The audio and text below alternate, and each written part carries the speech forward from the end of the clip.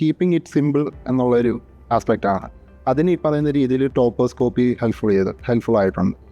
ഒന്ന് നോക്കിയത് അനുദീപ് ദുരിശെട്ടി, അദ്ദേഹത്തിൻ്റെ കോപ്പി നോക്കിയായിരുന്നു. പിന്നെ അതുകൊണ്ട് ഗൗതം വിവേകാനന്ദൻ എന്ന് പറഞ്ഞ ടോപ്പറിൻ്റെ കോപ്പി.